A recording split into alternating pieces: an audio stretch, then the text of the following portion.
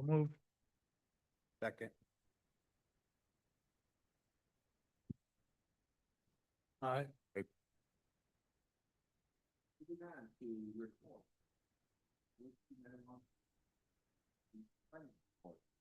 So the finance report is attached.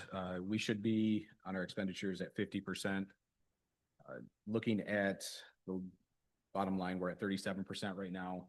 Showing a little low, however, there's an anticipated payment for our loan on the radio equipment coming up in August, so that'll jump us right back up to the 50, if not a little bit over that. So with that anticipated payment going out, we should be right around the 50%.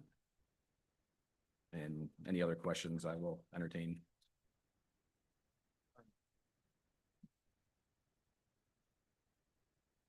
All right, hearing none, we'll move on to the 911 Director Report.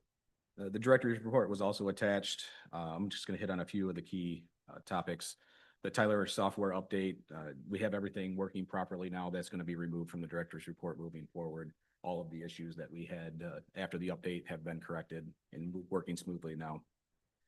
The radio templates, I talked to Steve Badger yesterday. He has a meeting scheduled with the state today to work out some final details with the template and what it needs to be on there to be approved. So once that meeting happens, it was one that's been pushed off quite a bit on the state's end as they were implementing some pretty big jobs throughout the MPSS system. So that was scheduled for today. I'm looking forward to hearing from him on where that goes from now. The 5-year strategic plan subcommittee met on June 22nd.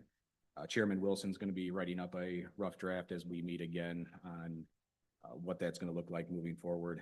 I have to get a couple of reports to him as well. So we will be having a date come up in the near future to look over that draft.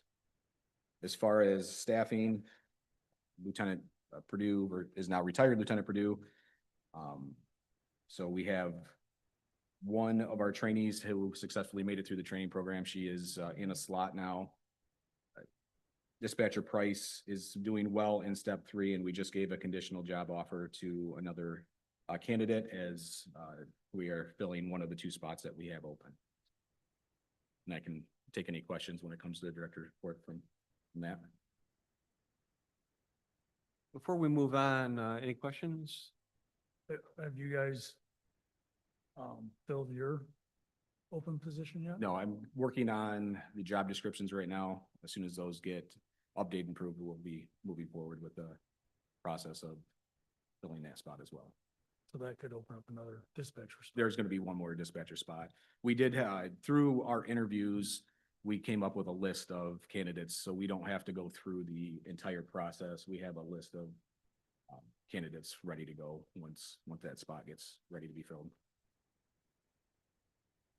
Any other questions?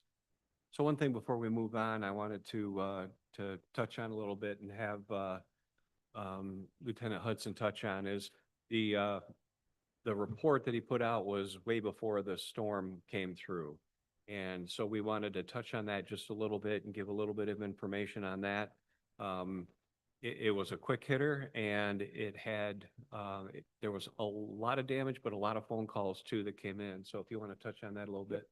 So I asked our phone vendor to pull us a report of the day before, the day of, and the day after the storm. I'm just going to hit on the day of the storm. I asked them to give me a report of the 911 calls taken by hour that day. Leading up to the 5 o'clock hour, the most 911 calls we took in an hour were 11. On average, it was 5 or 6 calls an hour. When we got to the 5 to 6 o'clock hour, we jumped up to 1,509 calls. And then between the 6 o'clock and 7 o'clock hour, we had 628 calls. When you look at that 2-hour span, right around 2,100 calls. And I want to even say that's probably 2,100 calls in an hour, because the storm really didn't get to us until 5:30 and it was done by 6:30. So that most of the majority of those phone calls were going to be handled within the 1 hour of 5:30 to 6:30. I spoke with some of the surrounding counties as well to report on with Jackson in what we have set up with them in the CAD to CAD and how well this even worked during the storm. We couldn't necessarily call Jackson County with a call to say, hey, you have this. We can't get our calls, they can't get their calls. So we took a structure fire call in the middle of the storm for Jackson County. The dispatchers put it in the computer, CAD to CAD that call to them, went on the radio and said, hey, we sent you a structure fire, and we were able to get emergency services to them quicker through the CAD to CAD. So that worked out very well, as they were just as inundated with phone calls as we were. So. And obviously, so 2,000, about 2,100 calls and at our normal staffing, you know, that was a handful. And we currently have a backup for us, as all the other dispatch centers do. Our backup is both Hillsdale and Monroe. And as you can imagine, when storms come from west to east, Hillsdale's going to be busy, we're going to be busy, and so is Monroe. So we're looking, and I know that Lieutenant Hudson has already started looking at other possibilities to help us when we have situations like this.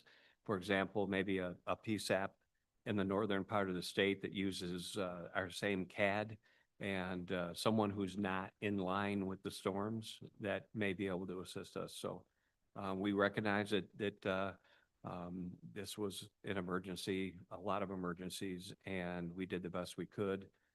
Hopefully in the future, we're going to have the ability to have somebody. Even that being said, 2,100 calls, it's just too many to be able to take all of them, obviously. I did the math a little bit, and even if it was in a 2-hour span, it would have been 8 calls per minute per dispatcher in the room. So, I mean, that's just not feasible. But that's not a day-to-day operation either. Yeah. Any questions on that? I'd like to make a comment, just appreciate what all your dispatchers did on that day, because I know it's a huge undertaking. Just having an association also with Monroe, you brought up having the contingency plan, how important that is specifically.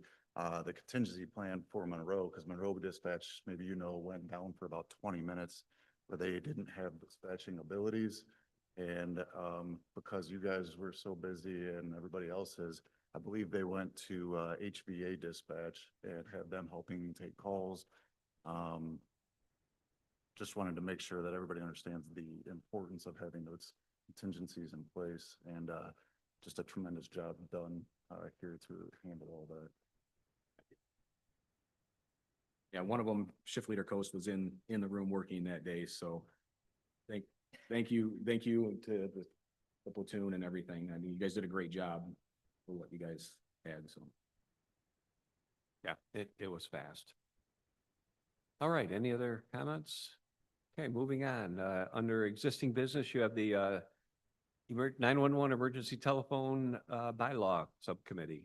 So just to give an update on this, it's been given over to the administrator's office for either the full board to look at, or if it even needs to. So she was going to research on whether or not they can just be adopted as is, or if the full board needed to. So it will be taken off of the agenda moving forward. Any questions? Yep, we don't have to do anything on that. And then moving on to the 5-year strategic plan committee. Same thing as I reported in the director's report. We met, a rough draft is going to be established, and we'll bring that forward to our next meeting as we discuss other things that have come up with our councils and possible replacement down the line. So we need to add that to the draft as well, but we will have another meeting, and that will be hashing out more of that. Any questions on the 5-year plan? Okay, moving on to new business. Do we have any new business? None, no new business. Public comment. Opportunity for the public to make a comment. Going once, going twice. All right, no public comment. And I would ask a motion to adjourn. Motion? Support? All in favor, say aye.